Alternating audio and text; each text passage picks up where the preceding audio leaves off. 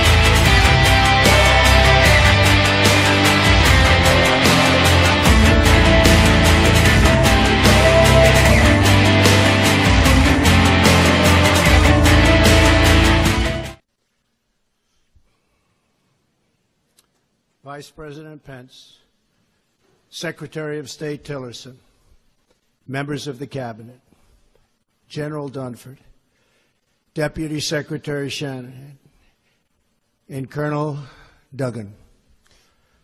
Most especially, thank you to the men and women of Fort Myer and every member of the United States military at home and abroad. We send our thoughts and prayers to the families of our brave sailors who were injured and lost after a tragic collision at sea, as well as to those conducting the search and recovery efforts. I am here tonight to lay out our path forward in Afghanistan and South Asia. But before I provide the details of our new strategy, I want to say a few words to the service members here with us tonight, to those watching from their posts, and to all Americans listening at home. Since the founding of our republic, our country has produced a special class of heroes whose selflessness, courage, and resolve is unmatched in human history. American patriots from every generation have given their last breath on the battlefield for our nation and for our freedom. Through their lives, and though their lives were cut short, in their deeds they achieved total immortality. By following the heroic example of those who fought to preserve our republic, we can find the inspiration our country needs to unify, to heal, and to remain one nation under God. The men and women of our military operate as one team with one shared mission and one shared sense of purpose. They transcend every line of race, ethnicity, creed, and color to serve together and sacrifice together in absolutely perfect cohesion.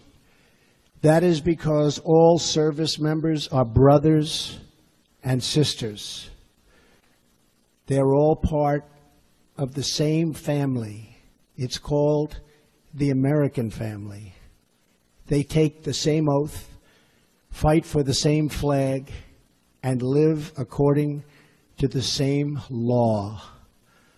They are bound together by common purpose, mutual trust, and selfless devotion to our nation and to each other. The soldier understands what we as a nation too often forget, that a wound inflicted upon a single member of our community is a wound inflicted upon us all. When one part of America hurts, we all hurt. And when one citizen suffers an injustice, we all suffer together. Loyalty to our nation demands loyalty to one another. Love for America requires love for all of its people. When we open our hearts to patriotism, there is no room for prejudice, no place for bigotry, and no tolerance for hate. The young men and women we send to fight our wars abroad deserve to return to a country that is not at war with itself at home. We cannot remain a force for peace in the world if we are not at peace with each other. As we send our bravest to defeat our enemies overseas, and we will always win, let us find the courage to heal our divisions within.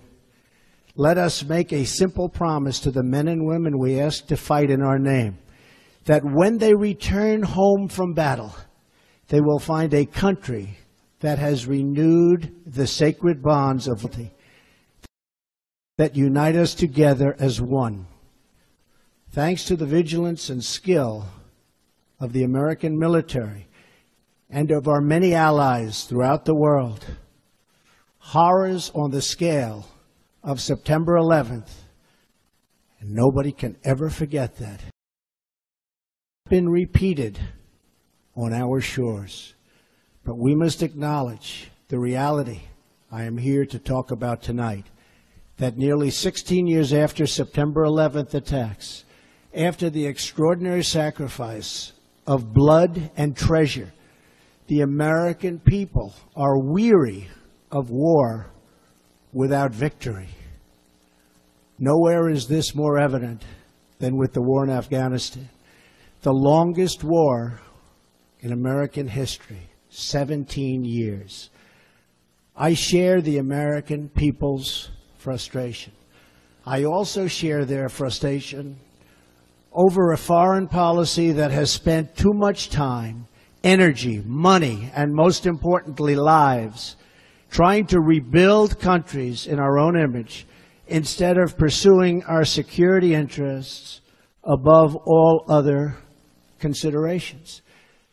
That is why, shortly after my inauguration, I directed Secretary of Defense Mattis and my national security team to undertake a comprehensive review of all strategic options in Afghanistan and South Asia.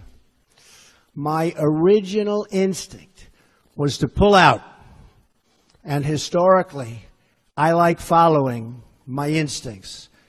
But all my life, I've heard that decisions are much different when you sit behind the desk in the Oval Office. In other words, when you're President of the United States. So I studied Afghanistan in great detail and from every conceivable angle.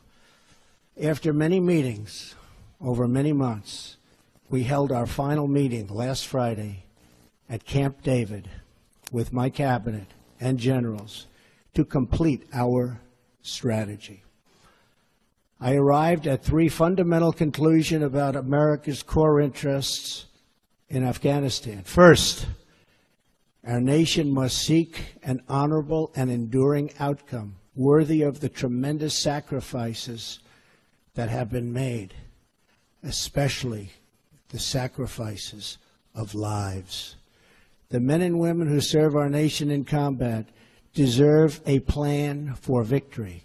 They deserve the tools they need and the trust they have earned to fight and to win. Second, the consequences of a rapid exit are both predictable and unacceptable. 9/11, the worst terrorist attack in our history, was planned and directed from Afghanistan because that country was ruled by a government that gave comfort and shelter to terrorists. A hasty withdrawal would create a vacuum that terrorists, including ISIS and Al-Qaeda, would instantly fill, just as happened before September 11th. And as we know, in 2011, America hastily and mistakenly withdrew from Iraq. As a result, our hard-won gains slipped back into the hands of terrorist enemies. Our soldiers watched as cities they had fought for and bled to liberate and won were occupied by a terrorist group called ISIS. The vacuum we created by leaving too soon gave safe haven for ISIS to spread, to grow, recruit, and launch attacks. We cannot repeat in Afghanistan the mistake our leaders made in Iraq. Third and finally, I concluded that the security threats we face in Afghanistan and the broader region are immense. Today, 20 U.S. designated foreign terrorist organizations are active in Afghanistan and Pakistan, the highest concentration in any region, anywhere in the world. For its part, Pakistan often gives safe haven to agents of chaos, violence, and terror. The threat is worse because Pakistan and India are two nuclear-armed states whose tense relations threaten to spiral into conflict, and that could happen. No one denies that we have inherited a challenging and troubling situation in Afghanistan and South Asia, but we do not have the luxury of going back in time and making different or better decisions. When I became president, I was given a bad and very complex hand, but I fully knew what I was getting into, big and intricate problems. But one way or another, these problems will be solved. I'm a problem solver. And in the end, we will win. We must address the reality of the world as it exists right now, the threats we face, and the confronting of all of the problems of today, and extremely predictable consequences of a hasty withdrawal. We need look no further than last week's vile, vicious attack in Barcelona to understand that terror groups will stop at nothing to commit the mass murder of innocent men, women, and children. You saw it for yourself. Horrible. As I outlined in my speech in Saudi Arabia 3 months ago, America and our partners are committed to stripping terrorists of their territory, cutting off their funding, and exposing the false allure of their evil ideology. Terrorists who slaughter innocent people will find no glory in this life or the next. They are nothing but thugs and criminals and predators and, that's right, losers. Working alongside our allies, we will break their will, dry up their recruitment, keep them from crossing our borders, and yes, we will defeat them, and we will defeat them handily. In Afghanistan and Pakistan, America's interests are clear. We must stop the resurgence of safe havens that enable terrorists to threaten America. And we must prevent nuclear weapons and materials from coming into the hands of terrorists and being used against us or anywhere in the world, for that matter. But to prosecute this war, we will learn from history. As a result of our comprehensive review, American strategy in Afghanistan and South Asia will change dramatically in the following ways. A core pillar of our new strategy is a shift from a time-based approach to one based on conditions. I've said it many times, how counterproductive it is for the United States to announce in advance the dates we intend to begin or end military options. We will not talk about numbers of troops or our plans for further military activities. Conditions on the ground, not arbitrary timetables, will guide our strategy from now on. America's enemies must never know our plans or believe they can wait us out. I will not say when we are going to attack, but attack we will. Another fundamental pillar of our new strategy is the integration of all instruments of American power, diplomatic, economic, and military, toward a successful outcome. Someday, after an effective military effort, perhaps it will be possible to have a political settlement that includes elements of the Taliban in Afghanistan. But nobody knows if or when that will ever happen. America will continue its support for the Afghan government and the Afghan military as they confront the Taliban in the field. Ultimately, it is up to the people of Afghanistan to take ownership of their future, to govern their society, and to achieve an everlasting peace. We are a partner and a friend, but we will not dictate to the Afghan people how to live or how to govern their own complex society. We are not nation building again. We are killing terrorists. The next pillar of our new strategy is to change the approach and how to deal with Pakistan. We can no longer be silent about Pakistan's safe havens for terrorist organizations, the Taliban, and other groups that pose a threat to the region and beyond. Pakistan has much to gain from partnering with our effort in Afghanistan. It has much to lose by continuing to harbor criminals and terrorists. In the past, Pakistan has been a valued partner. Our militaries have worked together against common enemies. The Pakistani people have suffered greatly from terrorism and extremism. We recognize those contributions and those sacrifices. But Pakistan has also sheltered the same organizations that try every single day to kill our people. We have been paying Pakistan billions and billions of dollars. At the same time, they are housing the very terrorists that we are fighting. But that will have to change, and that will change immediately. No partnership can survive a country's harboring of militants and terrorists who target U.S. service members and officials. It is time for Pakistan to demonstrate its commitment to civilization, order, and to peace. Another critical part of the South Asia strategy for America is to further develop its strategic partnership with India, the world's largest democracy and a key security and economic partner of the United States. We appreciate India's important contributions to stability in Afghanistan. But India makes billions of dollars in trade with the United States, and we want them to help us more with Afghanistan, especially in the area of economic assistance and development. We are committed to pursuing our shared objectives for peace and security in South Asia and the broader Indo-Pacific region.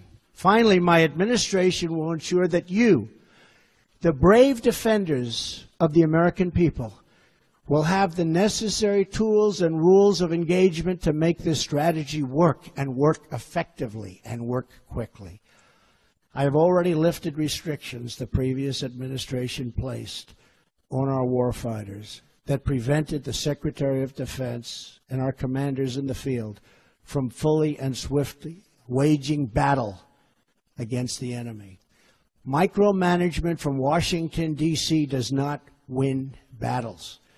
They are won in the field, drawing upon the judgment and expertise of wartime commanders and frontline soldiers, acting in real time with real authority and with a clear mission to defeat the enemy. That's why we will also expand authority for American armed forces to target the terrorist and criminal networks that sow violence and chaos throughout Afghanistan.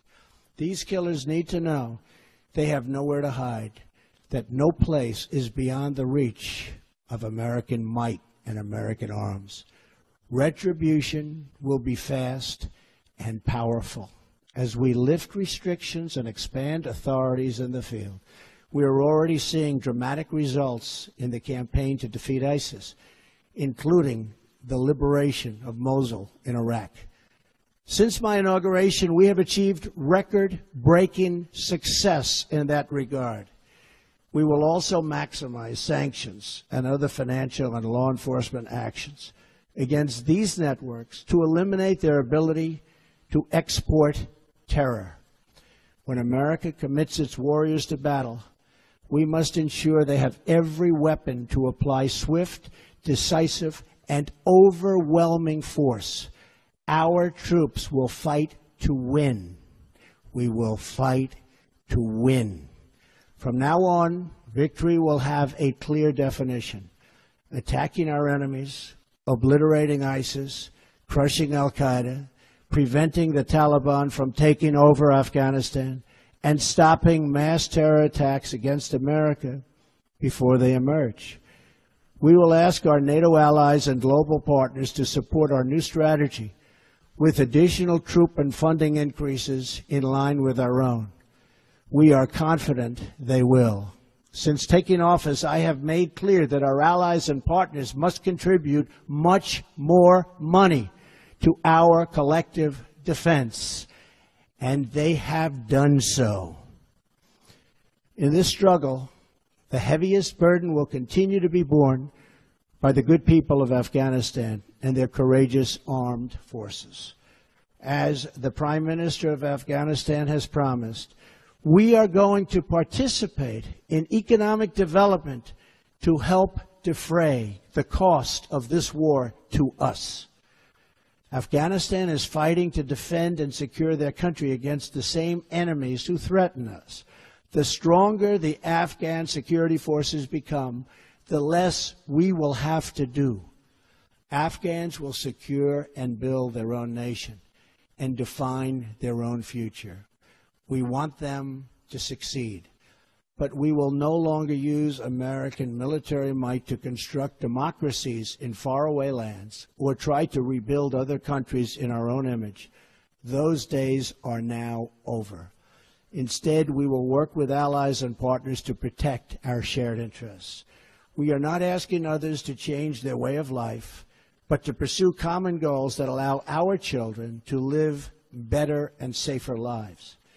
This principled realism will guide our decisions moving forward. Military power alone will not bring peace to Afghanistan or stop the terrorist threat arising in that country. But strategically applied force aims to create the conditions for a political process to achieve a lasting peace. America will work with the Afghan government as long as we see determination and progress. However, our commitment is not unlimited, and our support is not a blank check. The government of Afghanistan must carry their share of the military, political, and economic burden. The American people expect to see real reforms, real progress, and real results. Our patience is not unlimited. We will keep our eyes wide open. In abiding by the oath I took on January 20th, I will remain steadfast in protecting American lives and American interests. In this effort, we will make common cause with any nation that chooses to stand and fight alongside us against this global threat. Terrorists, take heed. America will never let up until you are dealt a lasting defeat. Under my administration, many billions of dollars more is being spent on our military. And this includes vast amounts being spent on our nuclear arsenal and missile defense. In every generation, we have faced down evil, and we have always prevailed. We prevailed because we know who we are and what we are fighting for. Not far from where we are gathered tonight, hundreds of thousands of America's greatest patriots lay in eternal rest at Arlington National Cemetery. There is more courage, sacrifice, and love in those hallowed grounds than in any other spot on the face of the earth. Many of those who have fought and died in Afghanistan enlisted in the months after September 11th, 2001. They volunteered for a simple reason. They loved America, and they were determined to protect her. Now we must secure the cause for which they gave their lives. We must unite to defend America from its enemies abroad. We must restore the bonds of loyalty among our citizens at home. And we must achieve an honorable and enduring outcome worthy of the enormous price that so many have paid. Our actions, and in months to come, all of them will honor the sacrifice of every fallen hero, every family who lost a loved one, and every wounded warrior who shed their blood in defense of our great nation. With our resolve, we will ensure that your service and that your families will bring about the defeat of our enemies and the arrival of peace. We will push onward to victory with power in our hearts, courage in our souls, and everlasting pride in each and every one of you. Thank you. May God bless our military, and may God bless the United States of America. Thank you very much. Thank you. Thank you very much. Thank you. Please be seated. Vice President Pence, Secretary of State Tillerson, members of the Cabinet, General Dunford, Deputy Secretary Shanahan, and Colonel Duggan. Most especially, thank you to the men and women of Fort Myer and every member of the United States military at home and abroad. We send our thoughts and prayers to the families of our brave sailors who were injured and lost after a tragic collision at sea, as well as to those conducting the search and recovery efforts. I am here tonight to lay out our path forward in Afghanistan and South Asia. But before I provide the details of our new strategy, I want to say a few words to the service members here with us tonight, to those watching from their posts, and to all Americans listening at home. Since the founding of our republic, our country has produced a special class of heroes whose selflessness, courage, and resolve is unmatched in human history. American patriots from every generation have given their last breath on the battlefield for our nation and for our freedom. Through their lives, and though their lives were cut short, In their deeds, they achieved total immortality. By following the heroic example of those who fought to preserve our republic, we can find the inspiration our country needs to unify, to heal, and to remain one nation under God. The men and women of our military operate as one team with one shared mission and one shared sense of purpose. They transcend every line of race, ethnicity, creed, and color to serve together and sacrifice together in absolutely perfect cohesion. That is because all service members are brothers and sisters. They're all part of the same family. It's called the American family. They take the same oath, fight for the same flag, and live according to the same law. They are bound together by common purpose, mutual trust, and selfless devotion to our nation and to each other.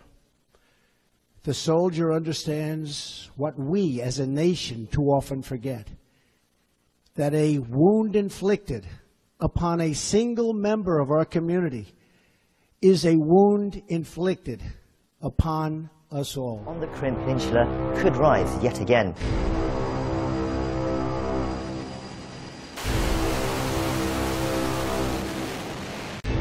Well, North Korea at it again, warning America of a, quote, merciless strike just one day before we in South Korea are set to begin our annual military exercises there.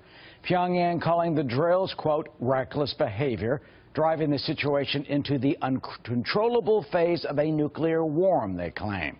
Well, will the exercises further heighten and inflame the tensions, or bluntly remind Kim Jong-un of what his military forces could face?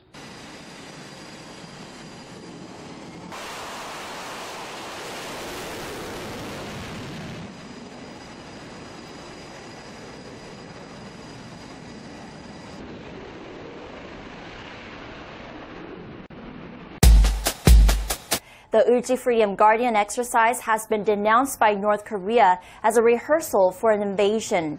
Tens of thousands of South Korean and U.S. troops